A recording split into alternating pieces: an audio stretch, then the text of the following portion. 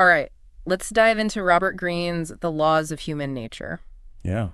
You picked out some really interesting excerpts for us to go over. Yeah. So I guess just to get started, we're really looking to understand people's hidden patterns of behavior. You got it. Think of it as a crash course in, like, decoding human nature. We're going to explore how these timeless laws still apply, even in today's crazy world. Especially with like all the technology and social media, right? Yeah, you had mentioned that you're really interested in how social media is being used for manipulation these days. Well, Greene has some super interesting thoughts about that. He says our emotions are like more out there now than ever. Yeah. Think about it, like things go viral in a second. We all get caught up in trends and outrage. Oh, yeah. Greene calls this emotional permeability, and he says manipulative people definitely use this to their advantage. Oh, for sure. And what's crazy is that this isn't a new thing at all. Greene shows how leaders have always taken advantage of our emotions. It's just that the tools have changed. Yep. The underlying principles of human nature are the same. Yeah. You know, and that's the real value of Greene's work. It gives you that framework for understanding these patterns, no matter what the context is. Yeah, it's like you said, a decoder ring for human behavior. Exactly. So I guess my question is, how do we become master interpreters like Greene talks about? Right. He really seems to think it's important to like slow down our judgment. Yeah. And not trust those first impressions. Right. It's about fighting those gut reactions we all have. We're constantly just bombarded with information. Yeah. And our brains are wired to make those split-second judgments. Right. It makes things easier. But Greene wants us to go deeper, be more like detectives. Carefully observe and gather evidence before we make up our minds about anything. Well, that story Greene tells about Pericles observing the Athenian political scene is a great example. It was a total mess with everyone acting in their own self-interest. Yep. But Pericles saw through it all. He saw how primal emotions like fear, greed, and the need for attention were really driving everything. Right. These politicians thought they were being rational, Totally. but they were really just slaves to their unconscious urges. And this is where it gets really interesting. Greene argues that we can actually fight these emotional biases. Okay. It's about developing our nous. The ancient Greeks called it mind or intelligence. Okay. Even back then, they knew how important it was to have a balanced mind. So it's all about developing that like inner strength. Yes. That ability to step back from the chaos and see things clearly. Yeah. But how do we actually do that? Didn't Greene have a 3-step process Guys. for acquiring rationality? Yeah, and the first step is recognizing what he calls low-grade irrationality. Okay. Think of it like the subtle background noise of our emotions. Those everyday moods and feelings we have that we don't even realize are there. They're creating biases that can affect our thinking without us knowing it. Okay, so like if you're having a bad day, you might see everything as more negative. Exactly. But it's not just bad moods. Right. Even positive emotions can make us biased. Like you might be super optimistic and overlook some risks. Right. You're just not seeing things clearly. So self-awareness is key. We need to notice how our emotions are affecting our views. Yeah. So what's the next step in this rationality training? It's understanding what he calls high-grade irrationality. Okay. This is when your emotions totally take over, especially when you're under stress. Right. Anger, fear, excitement. These can really mess up our judgment and make us do things we regret. Right. So it's like those moments when you completely lose it and say or do something you wish you hadn't. Exactly. And Greene thinks that if you can recognize this process, you can avoid those pitfalls. It's about developing that ability to just hit the pause button, to regain control before you make a rash decision. It's like building up that mental muscle. Yeah. To resist those emotional urges. Yeah. Okay. So Greene gives some specific examples of irrationality to look out for, right? It does. Like he talks about appearance bias. Yeah. That tendency we all have to judge people based on how they look or their social status. Yeah. He says this can lead us to completely misjudge people. Right. Like judging a book by its cover. Exactly. We all do it. We do. But we need to be aware of it. Totally.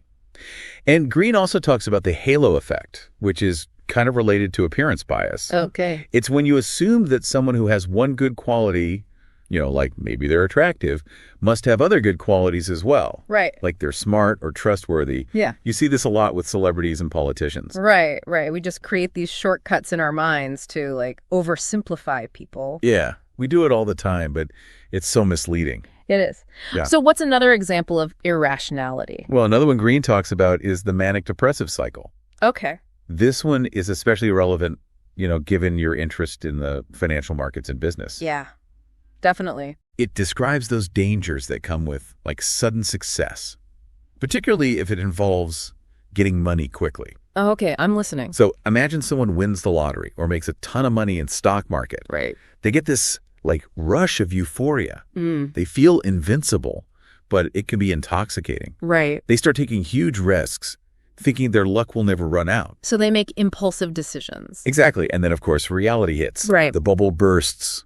The market crashes. Yeah. And they're left with this crushing sense of loss and regret. Greene believes that if you can understand this cycle, you'll be much better off, especially if you're in a high-stakes environment like the financial markets. Mm-hmm. You need to be rational, be able to resist that quick money, and make good decisions, even when everyone around you is going crazy. It's like remembering to stay grounded even when things are going well. Exactly.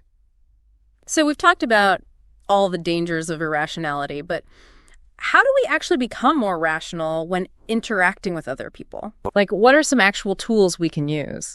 Well, Greene really emphasizes two skills: analytic empathy and decoding body language. Right. And I think both of those are going to be really valuable for you, considering you're interested in understanding people and dealing with difficult personalities. Yeah, definitely. Okay, let's start with analytic empathy. What exactly is that?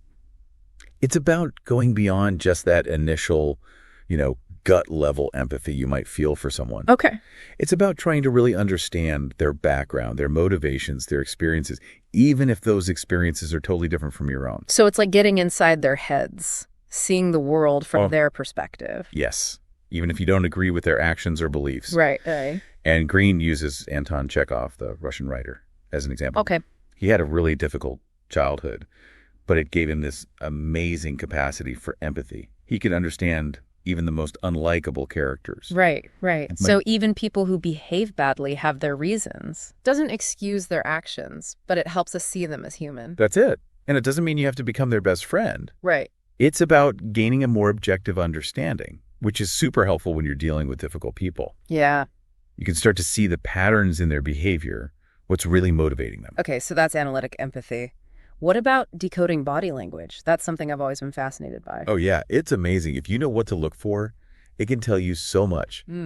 Greene thinks mastering body language is essential for both understanding and influencing people. You know, it reminds me of that story you told me about Milton Erickson, the famous hypnotherapist. Oh, yeah. He was a master at reading body language. He was.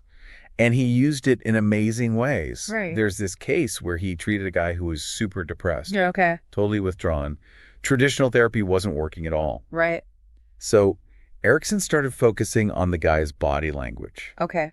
Looking for tiny cues, things that might reveal what was going on in his mind. Wow. And what did he find?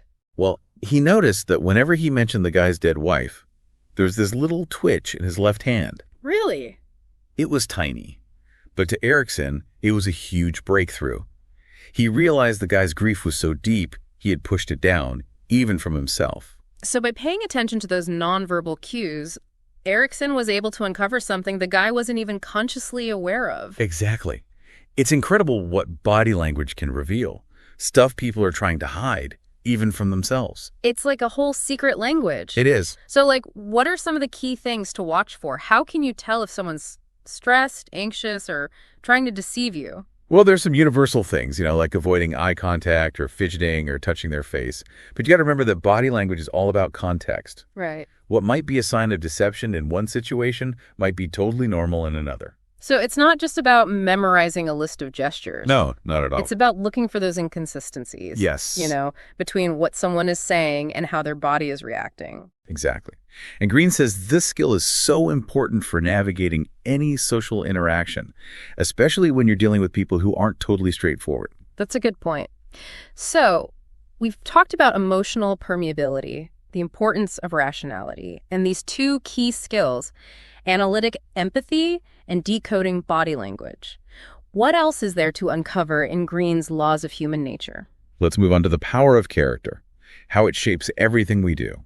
Okay, so Greene thinks of character as this driving force, like this internal compass that guides our actions and decisions. Yeah. And he says it has 3 layers: life conditioning, genetics, and learned self-control. But what I thought was really interesting is how he believes that weak character can ruin even the most positive qualities a person has. Absolutely. Judging someone's character is so important because it tells you what their motivations are, what they're really like. Someone might be brilliant and talented, but if their character is weak, they'll probably crumble under pressure. Yeah. Make bad decisions or even betray the people around them. So we need to look beyond the surface and see their true nature. Yes.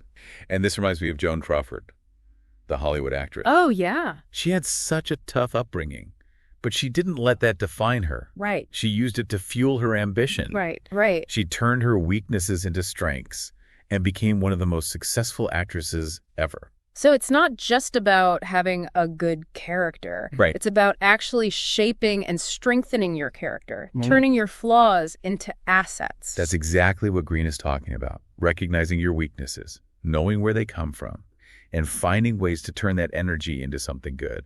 I think that's something you'll really connect with, with your interest in self-improvement and overcoming challenges. Yeah, definitely. It's inspiring. It is. It means we have more control over our character than we might realize. We do. Yeah.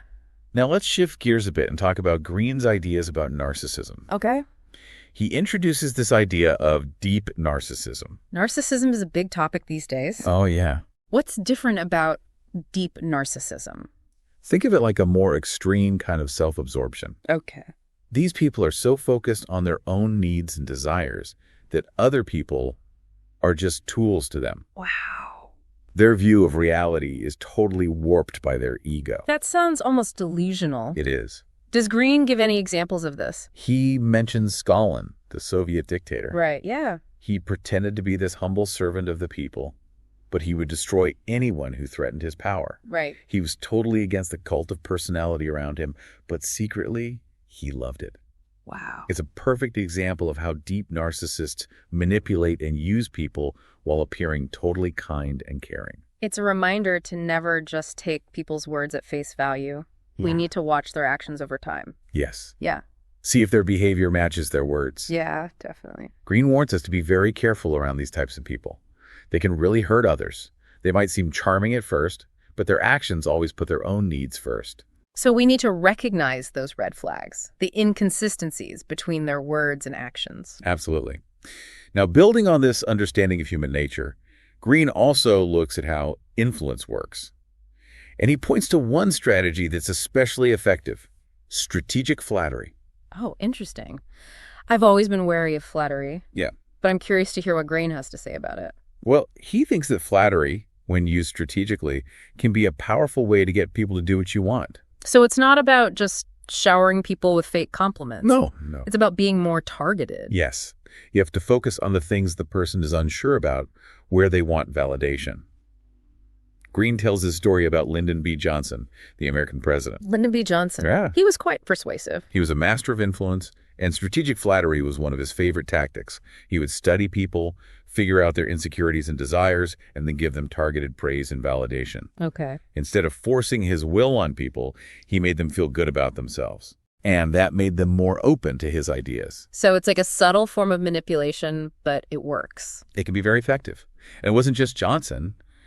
Greene talks about Cardinal Richelieu, this powerful French dude. Okay. He desperately wanted people to recognize him for his poetry, even though he wasn't actually that good at it. Oh, wow. So if you wanted to get on Richelieu's good side, you'd praise his poetry skills. That's funny. It worked every time. It's all about appealing to those little vanities and insecurities we all have, making people feel understood and appreciated. So how can we use this strategy in a way that's ethical? The key is to be genuine in your praise. Find something you actually admire about the person and don't overdo it. A well-placed, sincere compliment can go a long way. This is getting really interesting. One more thing I want to touch on before we wrap up this part of our deep dive is this whole idea of purpose. Okay. You mentioned this is something you're really interested in, avoiding that feeling of being overwhelmed and lost in life. Yeah, definitely. Well, Greene argues that having a real sense of purpose is crucial for a fulfilling life, and he warns about what he calls false purposes. Right. So what are those? These are the external things we chase after, thinking they'll make us happy. Pleasure, money, attention, power. They can become obsessions, but they never really deliver. Right, like money can't buy happiness. Exactly. We've all heard it, but it's so easy to get caught up in those external rewards. It is. So what's the alternative? Greene says we need to connect with a deeper, more meaningful sense of purpose, something that truly reflects your values and passions. He uses Coco Chanel, the famous fashion designer, as an example of someone who found her purpose and used it to overcome incredible challenges. Chanel. Yeah. She's fascinating. Tell me more about her story. Well, she came from nothing, but she discovered her love for fashion design early on. Right. And she was so determined, even when people doubted her and put her down. She was smart enough to know her limitations, so she found mentors to guide her and help her build a successful business. So it's not just about finding your passion, it's also about having the discipline to pursue it and knowing when you need help. Exactly. And Chanel's story shows us how dangerous it is to put money and success above everything else. Greene says this usually leads to outcomes that are empty and ultimately unsatisfying. So you might get the money and the success, but still feel empty. Totally. And he contrasts Chanel's story with Michael Eisner, the former CEO of Disney. Okay. Eisner was incredibly successful, but he lost his way because he became obsessed with money and attention. He started making impulsive, short-sighted decisions and alienated all the people who had helped him along the way. It's a reminder that even people at the top can fall victim to ego and ambition, especially when they forget about their real purpose. It's a cautionary tale for all of us. Definitely. This has been a great start to our deep dive into Robert Greene's The Laws of Human Nature. We've learned so much already. Yeah, we have. From how human nature still influences us today to the importance of rationality, empathy, character, and purpose. I'm really excited to keep going with this. You know, it's interesting how Greene connects purpose to how we act in groups. Right. He says a lot of it comes from this basic need to belong, to be part of a tribe. Okay. And that can be both good and bad. Right? Yeah, that makes sense. We all want to feel like we're part of something bigger than ourselves, but I guess that need to belong could lead to some bad choices if we aren't careful. Exactly. And Greene uses a pretty powerful example to show this, the Chinese Cultural Revolution. Okay. He talks about these students at a school called YMS, I think. Right. And how they got so caught up in the revolutionary frenzy that they turned on each other. Wow. It's scary how easily we can get swept up in groupthink and end up doing things that are extreme, even violent. Yeah, that's a really powerful example. It makes you realize how easily we can be swayed by the crowd, even when it goes against, like, our own values. It's all about understanding those subtle pressures that shape our thinking when we're in groups. Yeah. And Greene thinks that technology has actually made these tribal tendencies even worse, creating these echo chambers where people with the same views just reinforce each other's beliefs. Oh, totally. It's like people become intolerant of any other perspective. Exactly. It happens online all the time, especially on social media. Yeah. Think about those online mobs that attack anyone who disagrees with them. It can get really nasty. Right. But Greene doesn't just focus on the negative, right? He also talks about group intelligence. What is that exactly? Yeah, it's recognizing that groups can also be really good. Okay. When people with diverse views work together well, they can accomplish amazing things, like scientific breakthroughs, art movements, social change, all examples of group intelligence in action. So it's about using the power of groups in a positive way without getting caught up in the negative stuff, like groupthink and tribalism. Exactly. And it's a tricky balance. You want to fit in and work well with others, but you also need to think for yourself. Right. You don't want to just blindly follow the crowd. It's about being aware of the dynamics of the group and making conscious choices about how you participate. That's it. Now, I know you're interested in leadership, so let's talk about what Greene says about mastering authority. Okay. He believes that true authority isn't about forcing your will on others. Right. It's about projecting confidence, vision, and a clear mind. That makes sense. I've always admired those leaders who can inspire people through their actions and character, not by bossing them around. Exactly. And Greene uses a great example from history.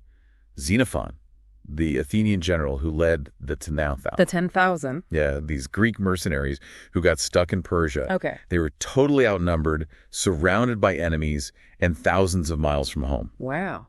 But Xenophon, even though he had no military experience, was able to lead them all to safety. How did he do that? He was a natural leader.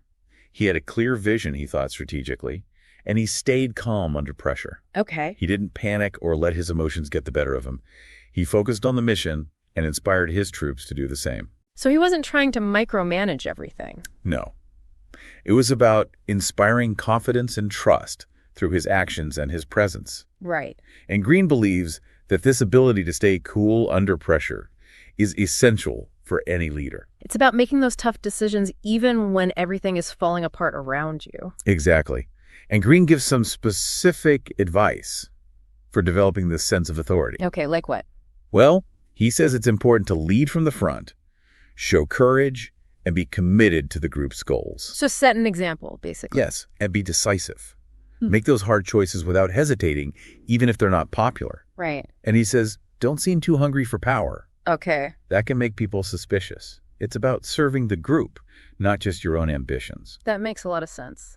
Now, one of the most interesting things Greene talked about is this law of gender rigidity. Oh, yeah. I'm really curious to hear more about that. Well, Greene thinks that we all have both masculine and feminine qualities. Okay. But society often forces us to suppress one side. This creates a kind of rigidity that limits our potential. Like we're putting ourselves in a box. Exactly. And he uses a great example, Caterina Sforza. Caterina Sforza. Yeah, she was a warrior countess in Italy during the Renaissance. I've never heard of her. She's amazing. She was a skilled warrior, a brilliant strategist, and a patron of the arts. Wow. She was fearless even when defending her city against impossible odds. Okay. She even used to hold the children of her enemies hostage to stop them from attacking. Wow. She sounds like a real force to be reckoned with. She was, and Greene uses her story to show how powerful it can be to embrace both your masculine and feminine sides. I see. He thinks that this made her more adaptable and resilient than those who just stuck to traditional gender roles. Right, right. It's a reminder that we shouldn't limit ourselves, Totally. by those artificial ideas of what's masculine or feminine. We all have different strengths, Yeah. and we should embrace them. Yeah, absolutely. Now, Greene also talks about love, which can be a pretty irrational experience. Oh, yeah, it definitely can. He looks at how love triggers those primal emotions, bringing out both the good and bad in us. Okay. And he introduces this idea from Jungian psychology, the anima and the animus. Remind me what those are again. Sure. The anima is like the ideal image of femininity that men have in their subconscious. Okay. And the animus is the ideal image of masculinity that women have. So it's like we all have these unconscious images of the perfect partner that influence who we fall for. Exactly. And Greene thinks that when we fall in love, we project these images onto our partners, which leads to all sorts of misunderstandings and arguments. Right. It's like falling in love with an idea, not a real person. Exactly. And then when our partner inevitably doesn't live up to that fantasy, we end up disappointed. That's a recipe for disaster. So how do we avoid this? Greene says we need to be aware of our own projections, understand how they might be distorting our perceptions. It's about recognizing that our partner is their own person, with their own thoughts and feelings. Right. And they're never going to be perfect. Right. It's about accepting them for who they really are, flaws and all. Yeah, and that takes a lot of maturity and self-awareness. Definitely. Now, before we finish up this part, I want to mention one more thing Greene talks about. Facing our own mortality. Okay. You mentioned how important this is to you, living a meaningful and intentional life. Yeah, absolutely. Well, Greene argues that instead of avoiding death, we should face it head on. He thinks this can actually make us more alive. Yeah. More appreciative of the present moment. It is kind of like that saying, life is too short. Right, right. It's easy to forget when we're busy with everyday stuff. It is.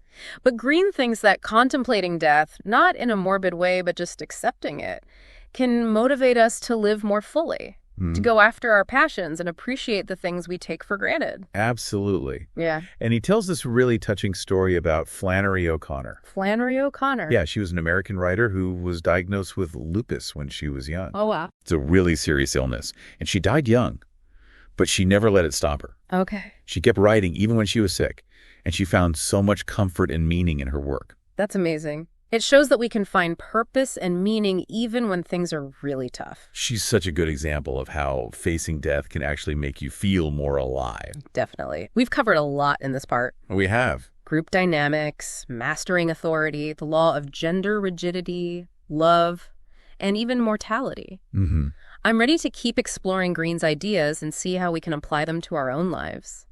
So we've been on this journey through human nature, unpacked a lot of Robert Greene's the laws of human nature. Yeah. I think I'm ready to like try to put it all together now, Yeah. See how we can actually use these ideas. Absolutely. It's like building a toolkit for navigating all those tricky human interactions. Right. One thing that Greene really emphasizes is becoming a master interpreter. Right. We talked about sharpening those observation skills, becoming more attuned to those micro expressions, those little facial cues, noticing when someone's words don't match their actions. Yeah. Think of it as detective work, but for everyday life. Yeah, I like that. And it's all about recognizing those patterns. Exactly. Seeing those universal laws play out in different situations. Mm-hmm. And that kind of brings us back to our discussion about rationality. Right. It's so easy to just get caught up in the moment, to react emotionally instead of thinking things through. It happens to the best of us. Yeah. We talked about those two types of irrationality. The everyday biases we might not even notice. Yeah. And those intense, emotionally charged reactions that can lead to, major problems. Right. Greene says that cultivating our nous, that ancient Greek idea of mind or intelligence, is key to making smart choices, especially when things are stressful. Okay. It's about building that inner strength to pause, step back, and see things objectively. Right. Which ties right back to those skills we discussed. Analytic empathy and decoding body language. Right. Oh, yeah, totally. They work together to help us understand why people do what they do. They're like tools in our detective kit, right? Exactly. Analytic empathy helps us get inside people's heads even when we don't agree with them. And body language lets us see past those facades, pick up on those little clues that reveal their true emotions. Like we were talking about Milton Erickson earlier. Oh, yeah? That hypnotherapist who was so good at reading nonverbal cues. He could unlock hidden traumas and fears people didn't even know they had. Right. It's amazing how much we communicate without even saying a word. It is. And Greene believes that mastering this skill can really change the game in all our interactions, especially with difficult people. No, for sure. And it also makes me think about what we were saying about vulnerabilities. Those insecurities and desires we all have that can be used against us. Right. Or used to help us, I guess. And that's where strategic flattery comes in. Yeah. When it's genuine and intentional, it can be a powerful way to build rapport and overcome resistance. It's tricky, though, right? It is. Trying to influence someone without being manipulative. You have to find that right balance. But it's a valuable skill to have in any area of life. Totally. And I think it all goes back to, recognizing those underlying patterns of human nature that we've been talking about. We see them everywhere, in groups, in relationships, even in the way we deal with our own mortality. Yeah, absolutely. Remember Katerina Sforza, the warrior countess? Oh, she was a force of nature. She defied all those gender roles and became a powerful leader. And Greene thinks we can all learn from her. We can. He says that embracing our full complexity, both our masculine and feminine qualities, can make us more adaptable, more resilient, and even more attractive to others. So understanding human nature isn't just about knowledge. Right. It can actually help us become more influential and charismatic. Exactly. Yeah. And that brings us to charisma. Real authority, not the kind that comes from power or control, but the kind that comes from confidence, vision, presence of mind, like Xenophon leading those soldiers to safety. Yeah. It takes inner strength to stay calm when everything is going wrong around you. It does. True authority inspires trust. People want to follow someone who is calm and collected in a crisis. And it all comes back to purpose, doesn't it? Greene's whole point is that connecting to a real sense of purpose can save us from chasing those empty rewards. Pleasure, money, attention, power. Those things can be so seductive, but they rarely bring lasting happiness. Right, and he uses those contrasting examples of Coco Chanel and Michael Eisner. Oh yeah, Chanel, who found her purpose and her passion, and Eisner, who got lost in all his success. Right. It's a powerful reminder that we need to be mindful of our motivations. Yeah. Make sure we're not chasing fleeting pleasures at the expense of what truly matters. Okay, so before we wrap things up, I want to touch on that last big theme Greene talks about, confronting our own mortality. Oh. It's a deep topic, but I think it's really relevant to living a more intentional life. Absolutely. Greene believes that facing death, not in a fearful way, but in an accepting way, can actually make us appreciate life more. Right. It's like realizing that our time is precious, that we shouldn't waste it on things that don't matter. He wants us to remember Flannery O'Connor, that writer who kept creating beautiful work, even when she knew she was dying. She's a true inspiration. She found purpose and meaning even when facing incredible hardship. It's a reminder that we can find inspiration anywhere, even in the face of death. So this deep dive into Robert Greene's The Laws of Human Nature has been quite a journey. We've explored the depths of human behavior, all those motivations and patterns that influence us. I hope it's been helpful. Yeah, definitely. I feel like I have so much to think about now. Remember, Greene's work isn't just a bunch of stories and history lessons. It's a practical guide for understanding people and navigating the world. So as you go about your life, pay attention. See if you can spot these laws in action. It's like having X-ray vision for human behavior. You'll start to see things you never noticed before. It's like we have that decoder ring we were talking about. Exactly. And that's what makes this whole exploration so fascinating. I've really enjoyed talking about this with you. Me too. And to everyone listening, thanks for joining us. We hope you found this deep dive valuable. Yeah, thanks for listening. We'd love to hear your thoughts on the episodes, so feel free to reach out and share your insights with us. Yes, definitely. And if you're ready for more deep dives into fascinating ideas and knowledge, be sure to subscribe and join us next time. Thanks for listening.